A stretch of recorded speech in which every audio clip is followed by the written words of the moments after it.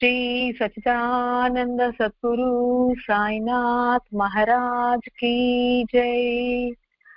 श्री सच्चिदानंद सद्गुरु श्री माणिक प्रभु महाराज की जय। सच्चिदानंद सद्गुरु भरद्वाज महाराज की जय। गुरुदेव दत्ता।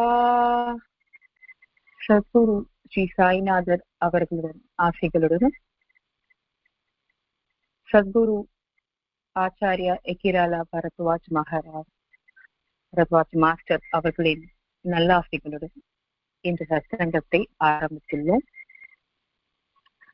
தத்த பரம்பரையில் வழியாக வந்த ஸ்ரீ மாணிக்க பிரபு மகாராஜ் அவர்களின் சரித்திரத்தை கடந்த வாரம் முதல் நாம் பாராயணம் செய்து கொண்டு வந்திருக்கின்றோம். அதைத் தொடர்ந்து இந்த வாரமும். ஏன் இந்த சரித்திரத்துக்கு மட்டும் இவ்வளவு முக்கியத்துவம்? இந்த மகான்களின் சரித்திரத்துக்கு ஏன் இவ்வளவு முக்கியத்துவம் நம்ம கொடுக்கிறோம், ஏன் பாராயணம் பண்றோம் அப்படின்னா, இந்த பிறந்த எல்லா மகான்களும் அவரவர் வழியில தான் தர்மத்தின் நெறிகளை கொண்டு கடவுளை அடைந்தார்கள். ஆனா எல்லாருக்குமே பொதுவான ஒரு விஷயம் இருக்கு அப்படின்னா அவங்களோட குணங்கள். எவ்வளவோ நல்ல குணங்கள் இருந்தாலும் முக்கியமான 6 கல்யாண குணங்கள் அப்படின்னு நம்ம சொல்றோம். அது எல்லா மகான்களுக்கும் பொதுவாக கண்டிப்பா இருக்கும் அப்படின்னு சொல்றாங்க. என்னென்ன குணம்?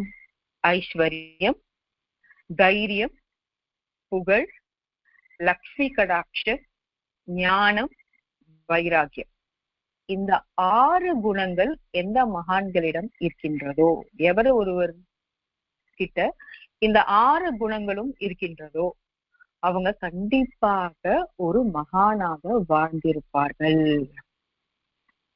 இதுதான் அவங்கள மற்றவர்களிடமிருந்து வித்தியாசமாக காண்பிப்பது. நம்ம எப்படி இவங்க நிஜமாலுமே சத்குரு தானா, இவங்க நிஜமாலுமே நம்ம இவங்களை பின்பற்றலாமா, எப்படி நம்ம கண்டுபிடிக்கிறது? ஏன்னா எத்தனையோ பேர் இருக்காங்க, எத்தனையோ போலி சன்னியாசிகள், போலி மத குருக்கள், எவ்வளோ பேர் இருக்காங்க. ஆனா நம்ம எப்படி கண்டுபிடிக்கிறது அப்படின்னு சொன்னோம்னா, இந்த 6 கல்யாண குணங்களை வைத்துக்கொண்டு நம்ம அவங்களை அடையாளம் கொண்டு கொள்ளலாம். அந்த மாதிரி இந்த தத்த பரம்பரையை சேர்ந்த சத்குரு மாணிக்க பிரபு மகாராஜின் சரித்திரமும் நமக்கு என்ன சொல்லுது? இந்த கல்யாண குணங்களை எல்லாம் அவர் கொண்டிருந்து எப்படி வாழ்ந்தார், எப்படி தொண்டு செய்தார், பின்பு எப்படி கடவுளிடம் அடைந்தார், இந்த கதைகளை எல்லாம் நம்ம பார்க்க போறோம். இவரை போன்று மக்கள் மத்தியில நிறைய மகான்கள் அவதரிச்சிருக்காங்க. ஆதிசங்கரா இருக்கட்டும், காஞ்சி பெரியவராக இருக்கட்டும், ராமானுஜராக இருக்கட்டும், சத்குரு சாய்நாதராக இருக்கட்டும், ஸ்ரீபாத வல்லபர், நரசிம்ம சரஸ்வதி சுவாமிகள், இயேசு, அல்லா, தாஜுதீன் பாபா, இப்படி எத்தனையோ மகான்கள் ஒரு மக்களோட மக்களாக வாழ்ந்து அவங்க சரித்திரத்தை புராண கதைகளாக நமக்காக விட்டு சென்றிருக்கிறார்கள். அவங்களுடைய வாழ்க்கை வரலாறு, அனுபவங்கள் எல்லாம் நமக்கு கொடுத்திருக்காங்க. இந்த வழியில இன்னொரு விஷயத்தையும் நம்ம சொல்லலாம்னு ஆசைப்படுறோம். பெரிய புராணம் அப்படின்ற ஒரு தமிழ்ல ஒரு செய்யுள் இருக்கு. அது யார பத்தி சொல்லுது அப்படின்னா, இப்படிப்பட்ட ஒரு பெரிய மகான்களை பற்றி, கடவுளை பத்தி கூட சொல்லல, இப்படி நமக்குள்ள வாழ்ந்து அவதரித்து முக்தி அடைந்த மகான்களை பற்றி, நாயன்மார்களை பற்றி, கடவுளுக்கு தொண்டு செய்தவர்களை பற்றி நமக்கு ஒரு காப்பியமா கொடுத்திருக்காங்க. அந்த மாதிரி எத்தனையோ பாராயணம், எத்தனையோ மகான்களின் சரித்திரத்தை நமக்கு பிரசாதமாக கிடைச்சிருக்கு. ஆனா அவங்க சொல்ற எல்லா ஒரு விஷயமும் ஒன்றுதான். எப்படி உருவங்கள் தான் அவங்களுக்கு வேற வேறையாக மகான்களாக நமக்கு இருக்கு. ஆனா அவங்க கடவுள் நம்ம மக்களுக்கு சொன்ன விஷயம், சாராம்சம் என்னன்னா ஒண்ணுதான். எப்படின்னா ரொம்ப சிம்பிளா நம்ம சொல்லணும் அப்படின்னு சொன்னோம்னா, இப்போ பிரசாதம் செய்யறோம். அந்த பிரசாதம் நம்ம பார்த்தோம்னா, ஒரு பாயசம்னே வச்சுக்கோங்களேன், ஒரு பாத்திரத்துல பண்றோம். அந்த பிரசாதத்துல இருக்க பாயசமும் ஒரே குணம் தானே. அத வெள்ளி கிண்ணத்துல எடுத்து பிரசாதமா சுவாமிக்கு முன்னாடிக்கு வைக்கிறோம், அதுவும் அதே டேஸ்ட் தானே, மாறுதான் இல்ல. யாரோ ஒரு கெஸ்ட் வராங்க, அழகா ரொம்ப அப்படியே பாஷான ஒரு கட்லரியில கிளாஸ் பவுல்ல அழகா ஸ்பூன் எல்லாம் போட்டு நம்ம தரோம். அந்த பாயாசத்தோட குணம் மாறுபடுதா? இல்ல, அதே பாயசம் தான், அதே டேஸ்ட் தான், அதே சுவைதான். ஒரு தொன்னையில கொடுக்குறோம், ஒரு பாக்ஸ் எடுத்துட்டு போறோம், என்னென்ன குடுவையில எது இதுல கொடுத்தாலும் அது மாறுமா சுவைனா மாறாது. அது பாயாசம் பாயாசம் மட்டும்தான் இருக்கும். அது எடுத்துன்னு போற கண்டெய்னர் வேணா நம்ம மாறலாம். அதே மாதிரிதான் உருவங்கள் மாறலாம், ஆனா சாராம்சம் ஒன்றுதான், இறைவன் ஒன்றுதான். இந்த திருமூலருக்கு கூட நம்ம அந்த வரலாறுல படிச்சிருந்தோம்னா நமக்கு தெரியும். ஆடுகள்லாம் மேய்ச்சின்னு இருக்க இடையன் இறந்து போயிடுவாரு. அந்த ஆடுகள்லாம் அப்படியே துடிச்சிடுச்சுன்னு போற வழி தெரியாம திக்கு தெரியாம நிக்கும். அப்ப திருமூலர் அஜியோ எப்படியாவது இந்த ஆடெல்லாம் எடுத்துட்டு போய் அந்த மந்தையில சேர்த்துடணுமே அப்படின்னு சொல்லிட்டு என்ன பண்ணுவார், தன்னை உயிரை ஒரு கூடு தன்னோட உடம்புல இருந்து அந்த இடையன் உடலுக்கு போவார். போயிட்டு அந்த ஆடுகள் எல்லாம் எடுத்துட்டு போய் பத்திரமா சேர்ப்பார். அப்போ அந்த இடையன் இடையனா இருந்தானா? கிடையாது. எப்படிங்க உயிர் தானே வந்தது அப்படின்னா, அந்த உயிர்லயும் திருமூலரோட ஃபுல் அப்படியே அவரோட குணம் தான் அந்த இடையனா இருந்தார். கடைசி வரைக்கும் அந்த இடையன் திருமூலராக தான் இருந்தார். அப்படி நம்ம பாத்திரங்கள் உடல்கள் மாறலாம், ஆனா அவங்களோட உன்னதம் மாறவே மாறல. நமக்கு சொன்ன விஷயங்கள் தர்ம விஷயங்கள் ஒரே விஷயம்தான் சொல்லியிருக்காங்க. இப்போ ஒரு ஃபாரினர் கேட்டிருக்காங்க ஒரு டிஸ்கஷன்ல, கடவுள் இருக்காரா இல்லையா அப்படிங்கிற ஒரு டிஸ்கஷன்ல கடவுள் நோவேர் அப்படின்னு சொல்லும் பொழுது, எங்க ஒரு பேப்பர் எழுதி காமிங்க நோவேர் அப்படிங்க எழுதும் பொழுது NOWHERE நோவேர் அப்படின்னு எழுதும் போது அங்க ஒரே ஒரு கோடு போட்டார். எதுக்கு? W பக்கத்துல. இப்போ கடவுளை இப்ப படிங்க இந்த வாக்கியத்தை அப்படின்னு பார்த்தோம்னா நவ் ஹியர் அப்படின்னு மாறிடுச்சு. நோவேருங்கிற ஒரு வார்த்தையே ஒரு கோடு போட்டதுனால நவ் ஹியர் எங்கேயுமே ஸ்தாபிச்சிருக்காரு. எல்லா இடத்துலயுமே கடவுள் ஸ்தாபிச்சுட்டு இருக்காரு. இந்த இடத்துலதான் இருக்காரு, அந்த இடத்துலதான் இருக்காருன்னு நம்ம சொல்ல முடியாது. சர்வ வியாபகர்னா கடவுள் இருக்கின்றார். இப்போ நிறைய பேர் நாத்திகர் எல்லாம் நம்ம கேட்பாங்க, என்னது இது மூட நம்பிக்கை, கடவுள் பக்தி அதெல்லாம் சும்மா. யார் பார்த்திருக்கோம் கடவுள் எல்லாம்? கடவுளுங்கிறது ஏத்துக்கவே முடியாத ஒண்ணு. நம்ம ஒரு விஷயத்த பார்த்தாதானே அந்த நம்புவோம், பார்க்காம எப்படி நம்ம நம்புவோம் அப்படின்னு நாத்திகள் நிறைய விஷயங்கள் சொல்லுவாங்க. அவங்க கிட்ட நம்ம கேட்க போறது ஒண்ணுதான். இந்த ரூம் இருக்கு, லைட் இருக்கு, ஃபேன் இருக்கு, ஏசி இருக்கு, ஏர் கூலர் எல்லாமே இருக்கு, காமிங்க ஏன் இது லைட் எரிகிறது, ஏன் ஃபேன் ஓடுறது, ஏன் ஏசி சில்லுன்னு காசு கொடுக்குறது அப்படின்னு நம்ம கேட்டோம்னா கரண்டால கொடுக்குறது. சரி கரண்ட காமிங்க அப்படின்னு நம்ம கேட்டோம்னா அவங்க என்ன சொல்ல முடியும்? கரண்ட் எப்படிங்க காமிக்க முடியும்? கரண்ட்ங்கிறது ஒரு ஃபார்ம் ஆஃப் எனர்ஜி, ஒரு சக்தி. அதை எப்படி காமிக்க முடியும்? அது சில ரூபம். லைட்ல போட்டோம்னா லைட் எரியும், ஃபேன்ல போட்டோம்னா ஃபேன் சுத்தும். அதே மாதிரிதான் கடவுளும் ஒரு சக்தி தான், அதை காமிக்கலாம் முடியாது. கரண்ட் எப்படி காமிக்க முடியாதோ, ஆனா கரண்ட் இருக்குன்னு நம்புறீங்க இல்லையா, அந்த சக்தி இருக்குன்னு நம்புறீங்க இல்லையா, அதே மாதிரிதான் கடவுளும் இருக்கிறார்.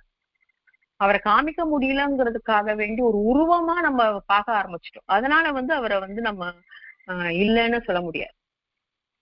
அவர் வேற வேற உருவத்துல இருக்கிறார், மகான்களாக இருக்கிறார். அவர் ராமராக அவதரிச்சார், இயேசுவாக அவதரிச்சார், அல்லாவாக இருந்தார், மகாவீரராக இருந்தார், புத்தராக இருந்தார், ஸ்ரீ சாய்நாதராக அவதரிச்சிருக்காரு. இப்படி வேற வேற ரூபத்தில் அவதரிச்சாலும் அவங்க சென்ற வழி அற வழி, தர்ம வழி ஒரே வழிதான், ஒன்றுதான். அத நம்ம புரிஞ்சுக்கிற அறிவு நமக்கு வேண்டும். விவேகானந்த சொன்னார், நிறைய பேர் அங்க நிறைய கூட்டங்கள், நிறைய மத குருக்கள் எல்லாம் வந்திருக்காங்க, அவங்களுடைய தர்மத்தை பத்தி, அவங்களோட மதத்தை பத்தி, மத உபதேசங்கள் எல்லாம் சொன்னாங்க. எங்க மதம் தான் பெருசு அப்படின்லாம் சொல்லிட்டு இருந்தாங்க. ஆனா இவர் எந்த மதத்தையும் சார்ந்து பேசவே இல்லைங்க. அவர் என்ன சொன்னாரு? விவேகானந்த ஒரே விஷயத்தான் சொன்னார், நீங்க எந்த மதத்தை சார்ந்தவரோ, எந்த சமய நெறிகளை பின்பற்றீங்களோ அதையே தர்மமாக பின்பற்றுங்கள். அது போதும், அதுதான் தர்மம், அதுதான் நீ கடவுளுக்கு செய்ய வேண்டிய சேவை. அதை நீங்க பின்பற்றினாலே நீங்க கடவுளை அடையலாம் சொல்றாங்க.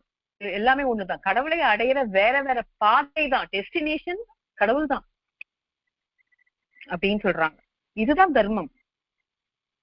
இதுதான் அவரு இப்பெல்லாம் நம்ம சொல்லியிருக்கோம் இல்லையா, நமக்கு நிறைய பொருள் தெரியாம சனாதன தர்மம் அப்படின்னு சொல்றோம். இது ரொம்ப சுலபமா சொல்லிட்டார் விவேகானந்தர். அப்போ எந்த தர்மத்தை நீ முஸ்லிமா இருந்தீங்கன்னா முஸ்லிம் மதத்தை கடைப்பிடி, அவங்க சொன்ன விஷயங்களை எல்லாம் தவறாம செய். நீ கிறிஸ்துவனாக இருந்தால் பைபிள் என்ன சொல்றதோ அதை கடைப்பிடி, உங்க மதகுரு என்ன சொல்றாங்களோ அதன் படி நட. நீ இந்துவாக இருந்தால் பகவத்கீதையிலயோ இல்ல உங்கள் புராணங்கள்ல என்ன வழியில் சொல்றாங்களோ அதை செய். இதுதான் சனாதன தர்மம். இந்த பொலிட்டீஷியன் அரசியல்வாதிகள் எல்லாம் என்ன பண்ணிட்டாங்க, இத பத்தி தெரியாம சனாதனத்தை ஒழிப்போம், சனாதன தர்மம் என்னமோ இந்துக்களுக்காக ஒரு மதத்தை சார்ந்தது, இந்த மதத்தை தான் சார்ந்தது, அந்த மதத்தை சார்ந்ததுன்ட்டு கையில எடுத்துட்டு புரியாம பேசுறாங்க. அது கிடையாது. நம்ம முதல்ல ஒரு விஷயத்த புரிஞ்சுக்கணும். மத்த மதங்களை அவமதிக்க கூடாது, விவாதிக்கிற வேண்டிய விஷயமே கிடையாது. நம்ம தர்மமாக நம்ம சார்ந்த மதத்தை பின்பற்றி, சமய நெறிகளை பின்பற்றி, முன்னோர்கள் என்ன சொன்னாங்களோ அதை பின்பற்றி வாழணும். இதுதான் தர்மம். இதைதான் நம்ம முன்னோர்கள் சொன்னாங்க. இதைதான் அவதரித்த நம்ம கூட வாழ்ந்த மக்களோட மக்களாக வாழ்ந்த மகான்கள்லாம் சொல்லியிருக்காங்க. அவதாரம் எடுத்த கடவுள் கூட இதைதான் சொல்லியிருக்கார். அவதாரம் அப்படின்னா என்ன, ஏன் கடவுள் அவதாரம் எடுத்தாரு அப்படின்னு நம்ம கொஞ்ச நாள் யோசிச்சோம்னா நம்ம சில விஷயங்கள்லாம் நமக்கு புலப்படும். நம்ம எல்லாரையும் நம்ம முன்னேற்ற ஒரு மேம்பட செய்யறதுக்காக அவர் அவதரித்தார். கரெக்ட்.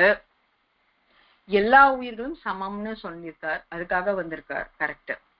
ஏன் அவர் மனிதனாக மட்டும் வரல,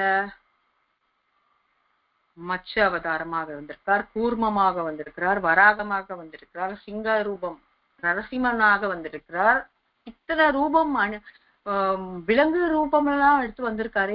ஏன் மற்ற உயிரினங்கள் மூலமாக வந்திருக்காரு? ஏன் ஓரறிவு, 2 அறிவு, 3 அறிவு, 4 அறிவு எல்லாம் உயிர்களாக அவதரித்திருக்காரு. அப்படின்னா மனிதனுக்கு மட்டும் சமத்துவம் கிடையாது, எல்லா உயிரும் எனக்கு என் முன் சமம்தான். கடவுளுக்கு முன்னாடி அது 1 அறிவா இருக்கட்டும், 6 அறிவா இருக்கட்டும், எல்லாமே உயிர்தான், உயிர் தான், எனக்கு எல்லாருமே சமம்தான். அப்படிங்கிற ஒரு வேறுபாடு இல்லாமல் சமநிலையோட இருப்பவர் தான் கடவுள். இதை அறிவுறுத்தினார் தான் ராமானுஜர். அதனாலதான் அவருக்கு ஸ்டாச்சு ஆஃப் ஈக்குவாலிட்டி அப்படிங்கிறது 261 அடி சிலை ஹைதராபாத்ல வச்சிருக்காங்க. ஏன்னா இததான் அவர் சொன்னார், எந்த உயிரினமும் கடவுள் முன்னாடி ஒண்ணுதான், வேதமே கிடையாது. 5 அறிவா இருக்கட்டும், 6 அறிவா இருக்கட்டும், எந்த அறிவா இருக்கட்டும், எல்லாமே கடவுள் முன்னாடி நாம எல்லாருமே சமம் தான் சொன்னாங்க. இன்னும் கேட்டா மனிதன் தான் குழம்பி கொண்டு எமோஷனல் விக்டிம் அப்படின்னு சொல்லுவோம். தேவையில்லாத சிந்தனைகள்லாம் போட்டு நம்ம தான் குழப்பின்னு வாழ்க்கையை ரொம்ப காம்ப்ளிகேட்டடா ரொம்ப கஷ்டப்படுத்துவோம். ஆனா மற்ற ஜீவராசிகள்லாம் பாத்தீங்கன்னா ரொம்ப தெளிவாவே இருப்பாங்க. அவங்களுக்குடைய கடமைகளை அவங்க என்ன செய்யணுமோ அதை செஞ்சுட்டு தான் இருப்பாங்க. இப்போ ஒரு தோட்டம் இருக்கு, அந்த தோட்டத்துல செடிகள்லாம் இருக்கு. ஒரு செடி ஏதோ ஒரு விஷயத்தினால வாடிடுச்சு இல்ல அழிஞ்சிருச்சு அப்படின்னு சொன்னா, அச்சோ நான் அவ்வளவுதானா, நான் தோத்துட்டேன், நான் வாழ்க்கையில என்னோட லைஃப் முடிஞ்சிச்சா அப்படின்னு சொல்லிட்டு அந்த செடி போயிடாது. ஏதோ ஒரு விஷயத்துல ஒரு தண்ணியிலயோ, ஒரு மண்ணிலையோ, ஒரு விதையிலையோ எப்படியோ பட்டு திருப்பி ஒரு செடியா மலர்ந்துரும், அதுவே தானா. ஒரு விலங்குக்கு அடிபட்டுச்சுன்னு வச்சுக்கோங்களேன், ஒரு நாயே எடுத்துக்கோங்களேன், ரோட்ல ஏதோ ஒரு விஷயத்துல கால் அடிபட்டுச்சுன்னா அந்த 3 காலம் நடந்து எப்படியாவது சமாளிச்சு நடந்து வாழ்ந்துரும். அது கொஞ்ச நாள்ல அந்த காயமும் மாறிடும். ஆனா மனுஷனை பார்த்துக்கோங்க, நம்ம ஏதாவது ஒரு விஷயத்த தோல்வியோ இல்ல ஒரு கஷ்டமோ வந்துட்டோம்னு வச்சுக்கோங்களேன், அப்படியே துவண்டு போயிடுவோம், அதுல வெளியில வரவே மாட்டோம். சில பேர் என்ன பண்ணுப்பாங்க, வாழ்க்கையை முடிச்சுக்கிறவங்களாம் கூட இருக்கிறாங்க. இல்ல சில பேருக்கு இந்த மோட்டிவேஷன் தேவைப்படுது, யாராவது ஒரு தட்டி கொடுத்து பரவாயில்ல இதுல வெளியில வா அப்படின்னு சொல்றாங்க. எந்த செடிகளுக்கெல்லாம் மோட்டிவேஷன் கிளாஸ் நம்ம எடுக்கிறோம்? பரவாயில்ல நீ வாடினா கூட பரவாயில்ல, இன்னொரு மழை வரும், அதுல நீ அப்படியே ஒரு மண்ணை பிடிச்சுக்கோ, வளர்ந்துக்கோ அப்படின்னு யாராவது கிளாஸ் எடுப்பாங்களா? இல்லையே. அடிப்பட்ட நாய்க்கு பரவாயில்ல இது 2 நாள்ல ஆறிடும், இந்த 3 கால் வச்சு நீ அட்ஜஸ்ட் பண்ணி நடந்துக்கோ அப்படின்னு ஏதாவது மோட்டிவேஷனல் கிளாஸ் எடுப்பாங்களா? இல்லையே. ஆனா மனுஷனுக்கு மட்டும் ஏதாவது உந்துதல் தேவைப்பட்டுட்டே இருக்கு வாழ்க்கையில். ஏன்னா அவன் எல்லா உணர்ச்சிகளையும் குழப்பிக்கிறான். ஏன்னா மனிதன்றதுனாலே அவனுக்கு ரஜோகுணம், தமோகுணம், சாத்வகுணம் எல்லாமே இருக்கு. இந்த குணத்துக்கெல்லாம் அப்பாற்பட்டவர் கடவுள். ஆனா அந்த கடவுளே மானிட ரூபமா எடுத்ததுமே மனிதனாய் வாழ ஆரம்பிச்சார். கோபம், தாபம் எல்லாமே இருக்கு. ஃபார் எக்ஸாம்பிள் ராம அவதாரம் எடுத்துக்கோங்க. அவர் ஏன் அப்படி இருந்தாரு? ஒரு கடவுள் தானே, ஏன் காட்டுக்கு போனோம்னா அவனை சபிச்சிருக்கலாமே. நான் ஏன் கடவுளான நான் காட்டுக்கு போனோம் அப்படின்னு அவங்க அப்பா சொன்னவனே எதிர்த்துருக்கலாம் இல்லையே. நான் இந்த அவதாரத்துல மனுஷன் தான், கடவுள் கிடையாது. அதனால நான் இன்ப துன்பங்களை அனுபவிக்கணும், இம்மை மறுமைகளை இது பண்ணணும், ஏற்றத்தாழ்வுகளை சந்திக்கணும். சந்திச்சு எல்லாத்தையும் நான் ஜெயிச்சு இந்த அஷ்டவர்க்கங்களை எல்லாம் நான் உன்னதமா ஆக்கி டிரான்ஸ்ஃபார்ம் ஆகி ஒரு நல்ல விஷயத்தை கத்துக்கிட்டு உலகத்துக்கு சொல்லிட்டு நான் முக்தி அடையும். இந்த அவதாரத்தை முடித்துக்கணும். அதுக்காக வந்ததுதான் அவதாரங்கள். அதுதான் சிதப்பிரதத்துவம் அப்படின்னு சொல்லுவாங்க. எவ்வளவு விஷயங்கள் இருக்கு, எல்லாற்றையும் உணர்ந்து கொண்டு ஏற்றுக்கொண்டு கடந்து செல்வதுதான் இந்த சிதப்பிரதத்துவம். இதையதான் நமக்கு முன்னோர்கள்லாம் சொல்லியிருக்காங்க. இதுதான் அவதாரங்கள்ல கடவுளாக வந்த அவதாரங்கள்லாம் நமக்கு சொல்றது. நம்ம கடவுளை அவதாரம்லாம் எடுத்துட்டாங்க, நமக்கு நிறைய விஷயங்கள்லாம் சொல்லிட்டாங்க. இதெல்லாம் நம்ம யோசிக்கிறோம், பாராயணம் பண்றோம், சத்சங்கம் கேட்கிறோம். எல்லாத்துக்குமே கடைசியான நம்ம எதுக்காக இதெல்லாம் பண்றோம்னா கடவுளை அடையணும். அது ஒண்ணுதான் நம்மளோட எல்லாரோடைய சங்கல்பம், குறிக்கோள், என்ன வேணாலும் சொல்லிக்கலாம். அப்படி கடவுளை அடையுறதுக்கு நிறைய வழி இருந்தாலும், ஞான மார்க்கம், பக்தி மார்க்கம், சேவை மார்க்கம் அப்படியெல்லாம் இருந்தா கூட இன்னைக்கு நான் 2 விஷயத்தை பத்தி இங்க சொல்லலாம்னு இருக்கேன். பக்தி, சேவை. பக்தி மார்க்கம் டிவோஷன், சேவை மார்க்கம் சர்வீஸ். Devotion and service.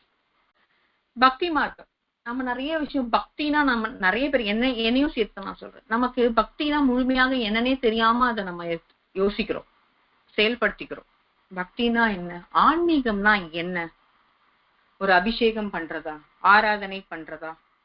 நம்ம எல்லாருமே என்ன பண்றோம்னா கடவுளை அந்த ஃப்ரேம்குள்ளதான் பாக்குறோம், ஒரு போட்டோவாக தான் பாக்குறோம். அதுல இருந்து வெளியில வர்ற நிறைய பேர், இன்க்ளூடிங் மீ, நான் சொல்றேன், என்ன வச்சுதான் நான் சொல்றேன். சுவாமிக்கு இன்னைக்கு இவங்களுக்கு விசேஷம், அவங்களுக்கு நல்ல அலங்காரமான மலர்களை நம்மளே கட்டிட்டு போடணும், நல்லா அவங்கள நல்லா அலங்கரிக்கணும், நிறைய பிரசாதங்கள் பண்ணணும், நம்ம விரதம் இருக்கணும். இதெல்லாம் தான் நம்ம என்ன பண்ணிட்டோம், முன்னாடி நான் பூஜை, இதுதான் கடவுளை வழிபடும் முறை அப்படின்னு நினைச்சுட்டு இருந்தோம். ஆனா இதெல்லாம் சம்பிரதாயங்கள். சம்பிரதாயம் வேற, பக்தி வேற, ஆன்மீகம் வேற. அதை நம்ம முதல்ல அந்த டிஃபரன்சியேஷனை தெரிஞ்சுக்கணும். அப்படின்னா என்ன அப்படின்னா உண்மையான பக்தினா என்ன? இப்ப நான் செய்யறதெல்லாம் சம்பிரதாயம்னு சொல்லிட்டீங்க, அப்பனா பக்தினா என்ன, எப்படி எப்படி அப்படின்னு கேட்டுட்டே இருந்தோம்னு வச்சுக்கோங்களேன். தன்னை முழுமையாக கடவுளிடம் சரணாகதி அடைவது. எந்த எதிர்பார்ப்பும் கிடையாது, நீ வேறு நான் வேறுலாம் கிடையாது, என்ன முழுமையா எடுத்துக்கோ, இந்த மனுஷனா நான் பிறந்துட்டேன், தெரிஞ்சோ தெரியாமோ நான் பிறந்துட்டேன், நான் உன்னை சரணடையணும், அவ்வளவுதான் எனக்கு தெரியும் அப்படின்னு தன்னை முழுமையாக கடவுளிடம் அர்ப்பணிக்கிற ஒரு விஷயம் இருக்கு பாத்தீங்களா, அதுதான் பக்தின்னு சொல்றாங்க, அதுதான் ஆன்மீகம்னு சொல்றாங்க. இப்போ திரௌபதி துயில உரிச்சாங்க, அவ கிருஷ்ணா கிருஷ்ணா கிருஷ்ணா தன்னோட அண்ணனான கிருஷ்ணர் கிருஷ்ணர் கூட்டுக்கிட்டே இருந்தாங்க. ஒரு ஒரு பாயிண்ட் வரைக்கும் தன்னை நம்பிட்டு இருந்தாங்க, முழுமையாக 99% தான் கடவுளை நம்பல. ஆனா லாஸ்ட் என்னால முடியாதுன்னு தன்னோட நம்பிக்கை போனதுக்கு அப்புறமா சரணாகதி டோட்டலா, கிருஷ்ணா நீதான் என்னை காப்பாத்தணும்னு சரணாகதி அடைஞ்சோடனே என்ன ஆச்சு, அங்க அவதரிச்சா. எப்போ நீ உன்னையே சரண்டர் பண்ணிக்கிறியோ நான் அங்க நிப்பேன் உனக்காக, அது என்ன வந்தாலும் சரி அப்படின்னு கடவுள் தடுத்தாட்கொள்வார். நிறைய புராணங்கள்லாம், பெரிய புராணங்கள் நிறைய விஷயம் இருக்கு. சுந்தரமூர்த்தி நாயனாரை எப்படி தடுத்தாட்கொண்டார், அதெல்லாம் பெரிய கதைகள், நம்ம நிறைய விஷயம் நம்ம படிக்கணும். அந்த மாதிரி மீராவா இருக்கட்டும், கடவுள் அப்படியே அவங்க கூடயே வாழ்ந்தாங்க, வேறுபட்டே பார்க்கல. அவரு உண்டி வேற உலகமே எனக்கு கிடையாதுன்னு அப்படியே தீர்க்கமாக வாழ்ந்தது மீராபாய். ஆண்டாளா இருக்கட்டும், சூடி கொடுத்த சுடர்மணி. நம்ம என்ன பண்ணுவோம், ஐயோ நமக்கு பூவை கூட தேங்காவா கழுவி தருவோம், இதுவா சரி தப்பி தவறி கூட அது தூசி இருக்க கூடாது அப்படின்னு சொல்லிட்டு. ஆனா மாலையை அழகா நமக்கு சூடிட்டு, நமக்கு அழகா இருக்கே, கடவுளுக்கும் அழகா இருக்கும், இதை நம்ம கொடுக்கலாம் அப்படின்னு சூடி கொடுத்த சுடர்மணி அப்படின்னு சொல்றாங்க. போட்டு பார்த்தா அந்த மாலைய சமர்ப்பிச்சாங்க. எவ்வளவு அதீதமான ஒரு அன்பு. ராதை எடுத்து தெய்வீக அன்பு, இவங்க கிட்ட எல்லாம் இருக்கிறதெல்லாம் ஒரு தெய்வீக அன்பு, ஒரு பக்தி. இதுக்கெல்லாம் ஈடு இணையே கிடையாதுங்கிற மாதிரி ஒரு பக்தி. இதுதான் பக்தி, இதுதான் ஆன்மீகம். இதை புரிஞ்சுக்கணும். நான் கடவுள் வேற நான் வேறுங்கிறது கிடையாது. எனக்கு ஒருத்தர், இப்ப நம்ம சொல்றோம் இல்லையா சர்வ வியாபகர் அப்படின்னு, எங்கேயுமே நிறைஞ்சிருக்காரு. இப்ப எனக்கு ஒருத்தரை பிடிக்கல, அவங்கள திட்டுவோம். அவங்க செய்யறது ஒரு விஷயம் எனக்கு பிடிக்கல, நான் திட்டுவேன். அப்ப என்ன பண்ணுவோம், நம்ம அந்த யோசனை அப்போ வந்துச்சுன்னா சர்வ வியாபகர், அவருக்கிட்டையும் நம்ம இருக்காரே கடவுள் அப்படின்னும் போது, அச்சோ கடவுளை நம்ம திட்டுவோமா? திட்ட மாட்டோம். சரி ஓகே அப்படின்னு நம்ம போயிடுவோம் இல்லையா. ஏதோ அவங்களோட நேரம் போல இருக்கு, நம்ம திட்டுறாங்க அப்படின்னு நம்ம நினைச்சுப்போம். அந்த மெச்சூரிட்டி நமக்கு வரணுங்கிறார். இப்போ என்ன எடுத்துக்கிறோம், கடவுள்ல நம்ம சொல்றோம் இல்லையா, மனுஷனாக மட்டும்தான் வருவாருன்ட்டு. இப்ப பாபா சரித்திரத்தை எடுத்துக்கோங்க. ஒரு பக்தை பாபா கிட்ட நீங்க வாங்க எங்க வீட்டுல சாப்பிடுங்க அப்படின்னு பிக்ஷைக்கு கூப்பிட்டாங்க. நாளைக்கு வரேன் அப்படின்னு சொல்லிட்டாரு பாபா. அவங்களும் வீட்டுக்கு போய் விதவிதமான அப்படியே பதார்த்தங்களை தயார் செஞ்சுட்டு பாபாக்கு என்ன பிடிக்கணும்னு எல்லாம் வச்சுட்டு காத்துட்டு இருந்தாங்க. பாபா வரவே இல்லை. அந்த பக்கமா ஒரு நாய் கிட்ட வந்தது அந்த உணவு பக்கத்துல. இவங்க என்ன பண்ணாங்க, ஐயோ பாபாக்காக வச்ச உணவு நாயை தான் வாய் வச்சிட போதுன்னு நாயை துரத்தி விட்டாங்க, கல் எடுத்து துரத்தி விட்டாங்க. நாய் போயிடுச்சு. இவங்க எதிர்பார்த்து பாபா வராததுனால என்ன பண்றாங்க, மறுநாள் போய் கேட்டாங்க, நேற்று நான் இவ்வளவு கூப்பிட்டு உங்களால வெயிட் பண்ணியிருந்தேன், நீங்க வரவே இல்லையே அப்படின்னு கேட்கும்போது, நான் தான் வந்தேனே உங்க வீட்டுக்கு, பசியோட வந்தேன், ஆனா நீதான் என்னை துரத்தி விட்டியே அப்படின்னு சொல்லும்போதுதான் அவங்க யோசிக்கிறாங்க, ஓ பாபா நாய் வடிவத்துல நமக்கு வந்திருக்காருன்னு அவருக்கு தோணுது.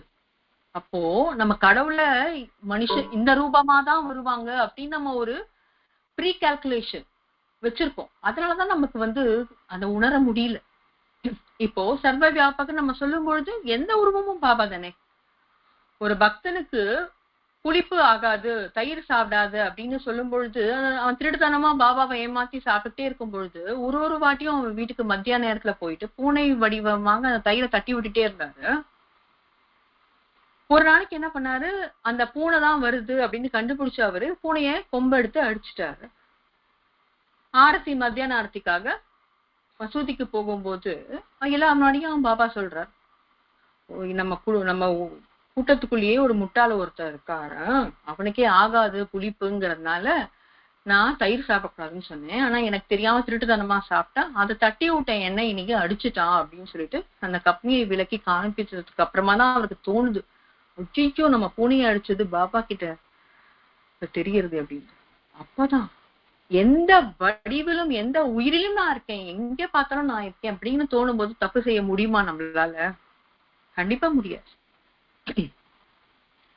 நம்ம சொன்னோம் இல்லையா பக்தி மார்க்கம் சேவை மார்க்கம்ல, அந்த முதல்ல நான் அந்த ரெண்டுத்துல பாயிண்ட்ல சேவையை எடுத்துக்கணும்.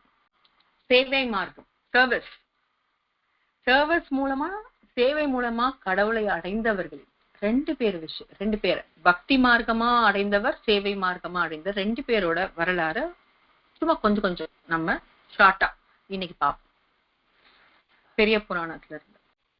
இப்போ சேவையில ஒரு 4 வரி மட்டும் ரொம்ப அழகான வரி சேவையை பத்தி திருமூலர் சொல்லிருக்கார் திருமந்திரத்துல. ரொம்ப ஆழமான நம்ம யோசிச்சா இதோட அர்த்தம் புரியும். படமாட கோயில் பகவர்க்கு ஒன்று ஈயில், நடமாட கோயில் நம்பர்க்கு அங்கு ஆகா. நடமாட கோயில் நம்பர்க்கு ஒன்று ஈயில், படமாட கோயில் பகவர்க்கு அது ஆகுமே அப்படின்னா ரொம்ப ஈஸிங்க. இதோட அர்த்தம் என்னன்னா, ஒரு பெரிய கோயில் பிரம்மாண்டமா இருக்கு அந்த கோயில்ல. அந்த கோயிலுக்கு அப்படியே அபிஷேகங்கள். அந்த கோயில்ல இன்னைக்கு என்னெல்லாம் அபிஷேகம் இருக்கோ நான் ஏத்துக்கிறேன். வெள்ளி காப்பா நான் வாங்கித்தேன், தங்க காப்பா நான் பண்றேன், என்னெல்லாம் உபச்சாரங்கள்லாம் வேணுமோ அந்த சுவாமிக்கோ அந்த கோயிலுக்கோ நான் பண்றேன் அப்படி நீங்க விழுந்து விழுந்து அந்த கோயிலுக்கு நீங்க பண்ணினா அந்த பலன் கடவுளை சேருமா அப்படின்னா சேராதான். படமாட கோயில் பகவருக்கு ஒன்று ஈயில், நடமாடம் கோயில் நம்பருக்கு அங்கு ஆகா, சேரவே சேராதா. ஆனா நடமாட கோயில் நம்பருக்கு ஒன்று ஈயில், படமாட கோயில் பகவருக்கு அது ஆகுமே. நடமாடும் கோயிலான மக்கள் ஒரு மனுஷனுக்கு நீ உதவி செஞ்சினா வயிறு பசிக்க உயிர் போகிற அளவுக்கு பசியோட ஒருத்தன் வரான். உங்ககிட்ட 2 இட்லி இருக்கு, இந்தாப்பா ஒரு இட்லியை சாப்பிட்டு பசியாரு அப்படின்னு நீ கொடுக்குறீங்க பாத்தீங்களா. அந்த நடமாடும் கோயிலான அந்த மனிதனுக்கு நீ கொடுக்கறது 100% அது கடவுளை போய் செஞ்சிடும். நீ பெரிய அந்த பூஜை புனஸ்காரம் இதெல்லாம் சம்பிரதாயம் எல்லாம் பண்ணவே வேண்டாம். இந்த மனுஷனுக்கு தேவையான மனுஷனுக்கு உன்னால முடிஞ்சதை செய், அது கடவுளை அடையும்னு சொல்றாங்க. இதுதான் நமக்கு மக்கள் சேவையே மகேசனின் சேவைன்னு சொன்னாங்க. விவேகானந்தர் அழகா சொன்னார், service to mankind service to God அப்படின்னு ரொம்ப அழகா சொல்லிட்டாங்க. இதுல ஒரு கதை. ஒரு ஊர் இருக்கு நாகப்பட்டினத்துல, திருச்செங்காட்டக்குடி அப்படின்னு சொல்லிட்டு ஒரு ஊர் இருக்கு. அதுல பரஞ்சோதியார்னு ஒருத்தர் பிறக்கிறார். அவர் நரசிம்மவர்மன் பல்லவ மன்னன் இருக்கார் இல்லையா, நரசிம்மவர்மன் கிட்ட சேனாதிபதியா சேர்றாரு. போர் பிடிக்கிறாங்க, போர்ல ஜெயிக்கிறாங்க, நிறைய உயிர்களை கொல்றாங்க. இந்த பரஞ்சோதியார் ரொம்ப வீரனா அந்த போர்ல போரிடுறாரு. பயங்கரமா அவர் சண்டை போட்டு வெற்றியும் அடைஞ்சிட்டாங்க. ரொம்ப சந்தோஷம், பெருமிதம், நம்ம நாட்டை காப்பாத்திட்டோம் அப்படின்னு சொல்லிட்டு. ஆனா அவர் கொஞ்சம் யோசிச்சு பாக்குறாரு, எத்தனை உயிர் இதுக்கு பலியாயிருக்கு இந்த போர்னால, எத்தனை உயிரை நம்ம கொண்டிருக்கோம். இதுவா நம்ம கடவுளுக்கு செய்யற சேவை? நம்ம கடவுளை எப்படி அடைய முடியும் இப்படியே இருந்துச்சுன்னா அப்படின்னு யோசிக்கிறார். அன்னில இருந்து அவர் என்ன ஆனார் தெரியுங்களா, ஒரு பெரிய தொண்டு எடுத்துக்கிட்டார். என்னன்னா கடவுளுக்கு கூட தொண்டு செய்யல, கடவுளை வழிபடும் சிவனடியார்களுக்கு ஒரு தொண்டு எடுத்துக்கிட்டார். என்னன்னா விருந்தோம்பல். என்னென்ன சிவனடியார் வராருங்களோ அவங்களுக்கு எல்லாருக்குமே விருந்து கொடுத்தார். சாப்பாடு, வயிறார அதிதிகள்லாம் நம்ம சொல்றோம், அதிதி உபதேசம் உபச்சாரம் அதெல்லாம் சொல்றோம். அந்த மாதிரி யாரு சாப்பாடுன்னு சிவனடியார்கள் வராங்களோ உங்களுக்கு எல்லாருக்குமே எத்தனை பேர் வந்தாலும் சாப்பாடு தம்பதி சகத்தியமாக அவங்க வீட்டுல சாப்பாடு கொடுக்கப்படும். இதை யோசிச்சு அவர் எப்பவுமே நமக்கு அவதாரங்கள் எல்லாம் கடவுளை ஏன் எடுப்பாங்க அப்படின்னு சொன்னா அந்த முக்கியத்துவம், இப்படி பண்றவங்களோட முக்கியத்துவம் இந்த உலகத்துக்கே காட்டுறதுக்காக, இப்படி ஒரு மகான் இருக்காரு நமக்கு சொல்றதுக்காக தான் அவதாரங்கள் எடுக்கிறாங்க இல்லையா. அதே மாதிரி சிவனே சிவனடியாராக மாறி அவதாரம் எடுத்து அங்க போறார். இந்த இடத்துலதான் ரொம்ப விஷயம் நம்ம கவனிக்கணும். போறாரு, அவரை உபச்சரிக்கிறாரு. இவர் பரஞ்சோதியாருங்கிறது முன்னாடி இருந்தார். ஆனா திருத்தொண்டர் நாயனார் அப்படின்னு பிற்காலத்துல அவருங்க கூப்பிட்டாங்க. அவரை உபசரிக்கிறாரு. வராங்க, 2 பேருமே கேக்குறாங்க என்ன சாப்பிடுறீங்க அப்படின்னு கேட்கும் பொழுது சிவனாக சிவனடியார் என்ன சொன்னார் தெரியுங்களா, பிள்ளை கறி, குழந்தையோட கறி எனக்கு வேணும் அப்படின்னு கேட்டார். இவங்க அப்படியே அதிர்ச்சிலாம் ஆகல. சரி என்ன கேட்டாங்கன்னா நமக்கு தந்துதான் ஆகணும், அதுதான் நம்மளோட கடமை அப்படின்னு உள்ள போயிட்டு வைஃப் கிட்ட கேட்டாராம், டிஸ்கஸ் பண்ணாராம். குடுக்கலாமா வேண்டாமான்லாம் இல்ல, நீ சமைச்சு கொடுமா, நம்மளோட பிள்ளையோட கறியை கேட்கிறாரு சமைச்சு கொடுங்கிறதுக்காக ரிக்வெஸ்ட் பண்றாரு. அந்த அம்மா கூட என்ன பண்ணுவோம், இதுவே நானா கூட இருந்தா எப்படி நீங்க அதெல்லாம் சொல்லலாம் அப்படின்னு நம்ம கோவப்படுவோம். ஒரு மனைவியா இருந்துச்சுன்னா கண்டிப்பா, ஏன்னா குழந்தையாச்சு, நம்ம குழந்தைக்கு ஒரு சின்ன கீரல் பட்டாலே துடிச்சு போயிடுவோம். அதானே அம்மா. அந்த அம்மா தீராளா அப்படின்னு சொல்லிட்டு அந்த குழந்தைய கூப்பிட்டாங்க. விளையாடிட்டு இருந்த குழந்தை, வெளியில விளையாடிட்டு இருந்த குழந்தைய கூப்பிட்டாங்க. இதுலயும் ஒரு தர்மம் இருக்குங்க. அந்த குழந்தைகிட்ட அந்த அம்மா கேட்டாங்களாம், சீராளா இந்த மாதிரி சிவனடியார் வந்திருக்காரு, அவருக்கு பசிக்குது, பிள்ளை கறின்னு எங்களை கேட்டாரு, உன்னதான் நான் சமைச்சு கொடுக்க போறேன், இது உனக்கு ஒத்துக்கிறியா நீ அப்படின்னு சம்மதம் வாங்கியிருக்காங்களாம். எவ்வளவு ஒரு பெரிய ஸ்ட்ராங் மைண்ட் செட் வேணும் ஒரு அம்மாவா அந்த குழந்தைகிட்ட கேட்கறதுக்கு. அந்த குழந்தையும் சரி, எப்படி வளர்த்திருப்பாங்க அந்த குழந்தையும் சரின்னு சொல்லியிருக்கு.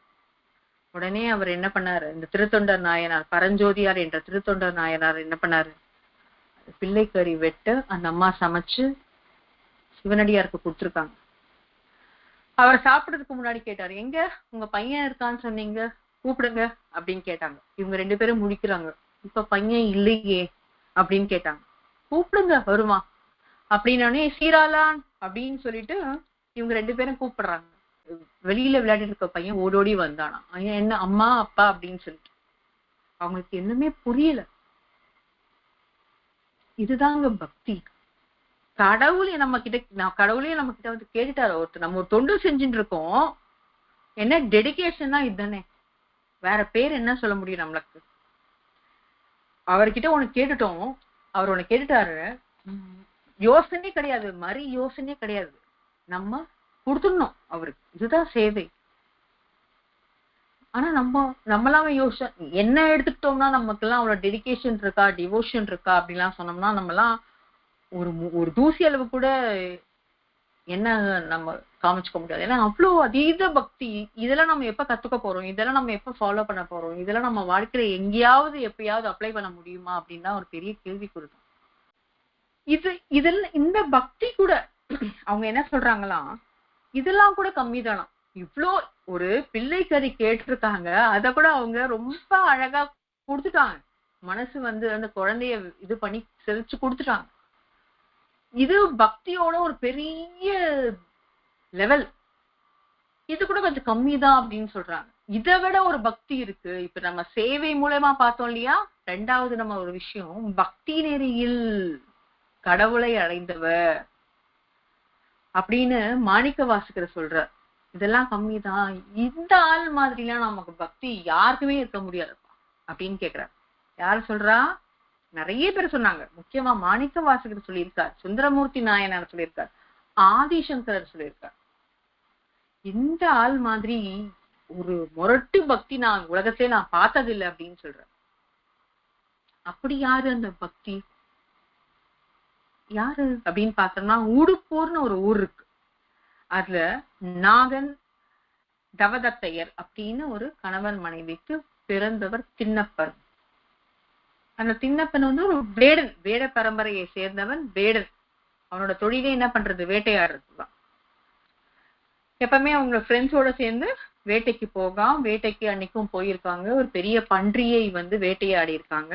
அங்கேயே சுட்டு சாப்பிடலான்னு ஃப்ரெண்ட்ஸ் எல்லாம் சொல்லியிருக்காங்க.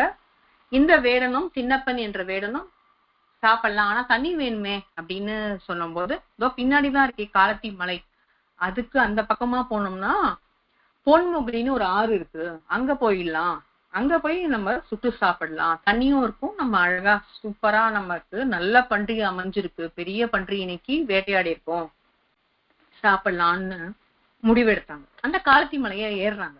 ஏறும்போதே இவருக்கு பெரிய ஒரு உணர்வு வந்திருக்கு இந்த வேடனுக்கு. ஏன்னா அந்த காலத்தி மலையில யார் இருக்கா, குடுமிதானன் என்ற லிங்க உருவமான ஒருத்தர் சுவாமி அவதாரம் இருக்கு.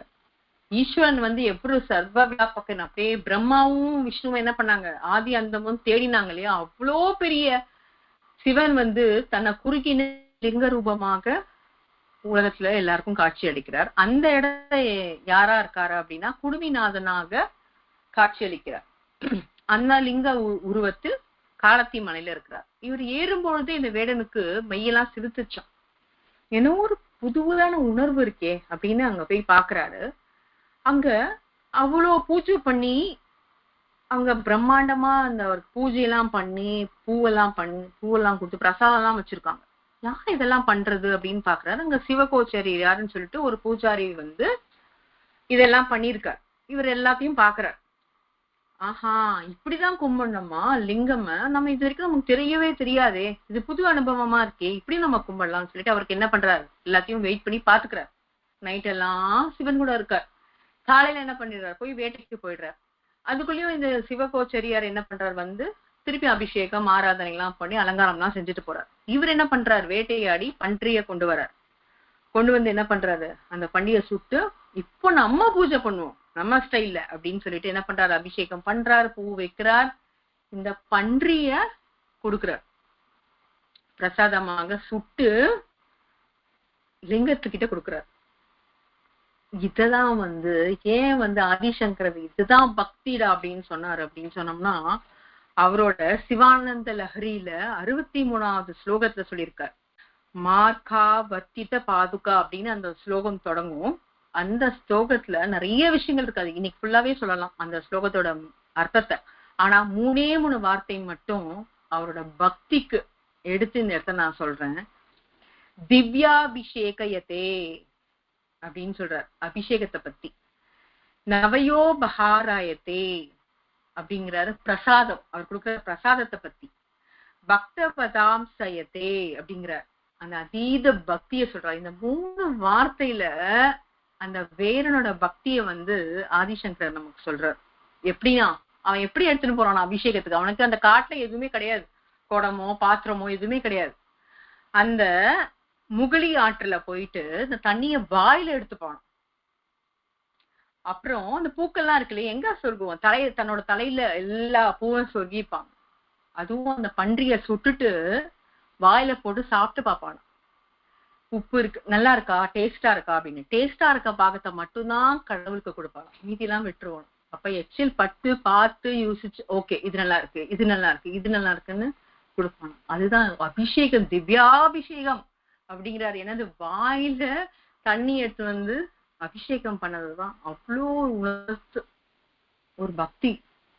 பூ தலையில நம்ம ஏதாச்சும் ஒண்ணு வச்சுட்டாலே, நம்ம தலைய சொரிஞ்சுட்டாலே, எங்க நாத்தனாலாம் தலைய சொரிஞ்சுட்டாலே கையெல்லாம் அச்சுச்சோ, விளக்கேற்றதுக்கு முன்னாடி பிரசாதம் எடுத்துக்க முடியாது, விபூதி எடுத்துக்க முடியாது, கையெல்லாம் அலம்பிட்டு தான் எடுத்துப்போங்க. ஏன்னா நம்ம தெரியாம எங்கேயாவது வச்சுப்போம் கைய. ஆனா இவன் என்ன பண்றான், தான் தலையில இருக்க பூதான் சுவாமிக்கே சுடுறாரு. எச்சில் பட்டதுதான் பிரசாதமா கொடுக்குற. இந்த சிவன் சாப்பிடு, நல்லா இருக்கு, சூப்பரா இருக்கு, நானே டேஸ்ட் பண்ணிருக்கேன் அப்படின்னு கொடுக்குறாரு. எவ்வளவு ஒரு இன்னசென்ஸ் பாருங்க. இதுதான் பக்தி. நெக்ஸ்ட் நாள் காலையில சிவா கோச்சியில இருப்பா, ஐயோ யார் இது அபச்சாரம் எல்லாம் பண்ணது, இப்படி எல்லாம் பண்ணி வச்சிருக்குது, என்னது பன்றியெல்லாம் வச்சிருக்காங்க அப்படின்னு சொல்லிட்டு ரொம்ப கோச்சிட்டு சிவன் கிட்ட சொல்றாராம், இது என்ன இதெல்லாம் நீங்க பாத்துட்டு இருக்கீங்களேன்னு. அப்போ சிவனே சொல்றாராம், நாளைக்கு நீ வா, அவனோட பக்தி எந்த லெவல்னு நான் சொல்றேன் அப்படின்னு சொல்றாரு. நாளைக்கு வராரு, இதே மாதிரி அபிஷேகம் எல்லாம் செய்யறாங்க. அப்ப கண்ணுல சிவலிங்கத்துல இருந்து ஒரு கண்ணுல இருந்து ரத்தம் வருது, துடிச்சு போயிடுறாரு இந்த வேடன். ஐயோ இந்த சிவனுக்கே நம்ம ரத்தம் வருது, என்ன பண்றதுன்னு என்னென்னமோ பண்ணி பாக்குற, பச்சளை எல்லாம் வச்சு பாக்குற, முடியல. சரி ஏன் எனக்கு கண்ணு நல்லா தானே இருக்கு அப்படின்னு சொல்லிட்டு என்ன பண்ண, கையில வச்சிருக்க ஈட்டியில அந்த கண்ணை எடுத்து, யோசிச்சு பாருங்க, நமக்கெல்லாம் நகம் வெட்டுறது இல்ல, ஒரு சதையை ஊட்டிக்கிட்டாலே இந்த நெயில் கட்டுற நம்ம எவ்வளவு துடிச்சு போறோம். ஈட்டியில ஒரு கண்ணை குத்தி எடுத்து அந்த கண்ணை எடுத்துட்டு சிவலிங்கத்துல கண்ணுல வைக்கிறாங்க. என்னமா பக்தி! மறுக்க சும்மா இல்ல சிவன், அடுத்த கண்ணுல இருந்தும் ரத்தம் வருது. ஐயோ இப்ப அடுத்த கண்ணுல இருந்தும் கண்ணை வருது, அப்ப என்ன பண்றது? இன்னொரு கண்ணை எடுக்கும்போது நம்மளால பார்க்க முடியாதுன்னு சொல்லிட்டு அடையாளத்துக்காக என்ன பண்றாராம், தன்னோட காலை எடுத்து இன்னொரு கண்ணு மேல வச்சுட்டு அடையாளத்துக்கு இந்த இடத்துலதான் நம்ம வைக்கணும்ட்டு ஈட்டியில இன்னொரு கண்ணையும் எடுத்து பொறுத்துறாரு. இதுதான் அதீத பக்தி. அப்படியே என்ன சொல்றது, ஆக்ரோஷமான பக்தி, முரட்டு பக்தின்னு சொல்லுவோம் இல்லையா, இதுதான் பக்தி அப்படின்னு எத்தனையோ மகான்கள் இந்த திண்ணப்பனாக இருந்த வேடனை பத்தி சொல்றாங்க. அவர் தான் கண்ணப்ப நாயனார் அப்படின்னு சொல்லிட்டு பிற்காலத்தில் நமக்கு எல்லாம் தெரியப்படுத்துறார். இப்படி இத்தனை மகான்கள் இவ்வளோ செயற்கரிய விஷயத்த செஞ்சாங்க. ஏன் இவங்களுக்கு எல்லாம் நம்ம இம்பார்ட்டன்ஸ் முதல்ல கேள்வி கேட்டோம் தெரியுமா, இந்த சத்சங்கம் ஆரம்பிக்கிறதுக்கு முன்னாடி? ஏன் இவங்களுக்கு எல்லாம் இவ்வளவு இம்பார்ட்டன்ஸ் அப்படின்னா, செயற்கரிய விஷயத்தை இவங்க எல்லாம் செஞ்சதுனால இதையெல்லாம் பெருசாக கடவுள் அவங்களுக்கு கொடுத்துட்டாரு, முக்தியை கொடுத்துட்டாரு. இதெல்லாம் நம்ம உணர்ந்துக்கிறோம். இந்த விஷயத்தெல்லாம் நம்ம சத்சங்கத்துல சொல்றோம். நம்மளே இந்த சத்சங்கத்துல எல்லாருமே கேட்டு ஆத்ம விமர்சனம் பண்ணிக்கிட்டு நம்ம எல்லாம் இந்த லெவலுக்கு வந்திருக்கோமா, இந்த அட்லீஸ்ட் இந்த பாட்லயாவது நம்ம காலடியை எடுத்து வச்சிருக்கோமான்னு நமக்கே ஒரு வாட்டி நம்மள சோதிச்சுக்கிட்டு முடிஞ்ச வரைக்கும் இந்த நடிகள் எல்லாம் நம்ம சத்குரு மாஸ்டர் சொன்ன விஷயங்களை எல்லாம் கடைபிடிச்சு, தத்த பரம்பரையான ஸ்ரீ மாணிக்க பிரபு சரித்திரம் என்னென்னலாம் சொல்லியிருக்கார், அடுத்த வாரத்துல இருந்து அவர் கதைகள் எல்லாம் அவர் என்னென்னலாம் சொல்லியிருக்கார், அவரோட தர்ம நெறி எல்லா விஷயமும் கதை மூலமா ஆரம்பிப்போம். இது முன்னுரை தான் அப்படின்னு சொல்லிட்டு, இன்னும் கேட்க கேட்க நம்ம எப்படி ஒரு தவத்தோட ஒரு எதிர்பார்ப்போட நம்ம கேட்டு நம்ம பயனடைகிறோமோ அந்த மாதிரி எல்லாருமே சத்சங்கத்துல ஸ்ரீ மாணிக்க பிரபு மகாராஜ் அவர்களின் சரித்திரத்தை கேட்டு நாம் பயனடையுமாக. ஸ்வஸ்தி. ஸ்ரீ சச்சிதானந்த சத்குரு சாய்நாத் மகாராஜ் கி ஜெய். सच्चिदानंद सद्गुरु श्री माणिक प्रभु महाराज की जय. श्री सच्चिदानंद सद्गुरु भरद्वाज महाराज की जय. गुरुदेव दत्ता.